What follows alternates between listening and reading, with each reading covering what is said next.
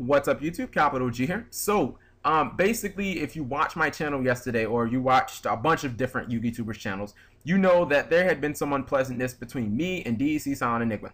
Well, alright, so basically, we came to a resolution. It was like, I think it was this morning-ish when I read, my PMs. Now, I said in the video I didn't want him to hit me up. He did anyway. I didn't. It's not that big of a deal. And I read what he had to say. It was a little long-winded. I really like when people get to the point a little quicker. But anyways, I basically sent him back, and I won't quote myself verbatim, but in essence what I sent him back was a resolution offer. And it was the resolution that I kind of thought that we had came to an agreement on. It's basically, it's fine if you don't like me. It's fine if you don't want to watch me. That's perfectly fine.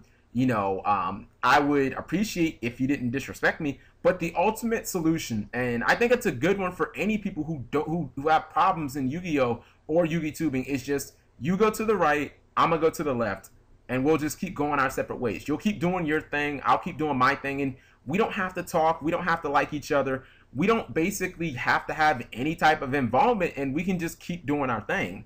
And I think it's a perfectly fine resolution. Now, the reason why I ultimately made that video and why I was so infuriated, because I felt like this was not a Yu-Gi-Tubing problem. This was not Yu-Gi-Oh! Related at all. And just for anybody who's wondering, this was not about views or like this. This was real.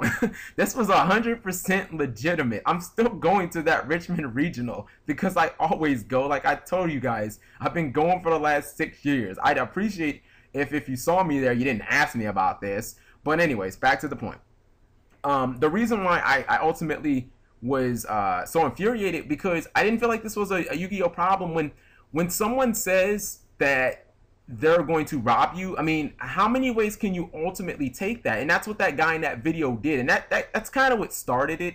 That really infuriated me, but I didn't feel like, okay, you know, well, I kind of weighed the pros and the cons of making a video to that, because you guys got to know I'm usually very quick to react on these things. I mean, I'm not doing a lot right now, guys. I'm just really training to become a cop and, you know, trying to review this whole police exam shit. I mean, that's pretty much it in work. You know, if somebody says anything about me, I can make a Yu-Gi-Oh! Video responding back in about 10 minutes. It doesn't take me very long, but I chose not to. But then when I heard a second physical implication, it basically was like, okay, enough. I don't take those things lightly. Like, I don't think anybody should. If you feel like somebody says, or they're implementing, they're suggesting that they're going to, you know, do physical harm to you, even if it's jokingly, it's something that I feel like you have to take serious. It doesn't matter if it's at your job or your school or even through the internet. You know, I mean, generally there aren't a whole lot of ways that you can resolve that. You can talk it over. You obviously can, you know, you can discuss it with your supervisors and the faculty, or your local law enforcement, you know, so on and so forth. On the internet, it's a little more gray. It's not as black and white as call a teacher or call the cops, you know what I mean? But it's something that I took very serious, because I don't know that guy and he doesn't know me. And I think a good rule of thumb in life is just try not to be in those type of situations, because, you know, you never really want to test somebody. I mean, that dude doesn't know if I'm crazy or not. I mean, for all I know, I might go to his locals with a gun and just shoot him. Okay, you want to rob me? Come rob me. I mean, I got this gun now. You still gonna rob me? I mean, I'm not saying I would do that. That's crazy. But he doesn't know if I would do that. That's the problem. And it's something that I can't just sweep under the rug. Now, I watched a multitude of other Yu-Gi-Oh! Other Yu-Gi-Tubers videos. I watched Asian with Hats video. It was way too long. He was dressed up in all this paintball gear. I didn't know what the hell the video was about, if it was about me or paintball, or by like the 2-minute mark, I was just like, okay, I'm done. I'm just, you know, I stopped watching it. I watched VCTRFS's video, and honestly, he made 2 videos. The second one, the first one was great. The first one, and it really did speak to me, because oddly enough, there was a time where he wanted to become an officer, and he knows a little secret. The little secret is I basically have to walk a straight path. I have to not get in trouble for about 11 months until, you know, and that's if everything goes perfect, then I would officially become an officer in about 11 months. But I kind of have to keep my nose clean perfectly. So, you know, when I saw that dude's video saying he wants to rob me, one of the first things was, okay, you crossed the line. If I see you, like, step to me and try and rob me, see what happens. But at the same time, I'm like, ugh, if I beat this kid's ass, then, you know, becoming a cop's going to be very difficult. And VCT RFS, he spoke with a lot of, you know, with a lot of that in his mind. And it really did speak to me. And it's odd that he was the voice of reason. Mickey's video was funny. I mean, I can't really say anything else about that. Mickey's videos are always funny.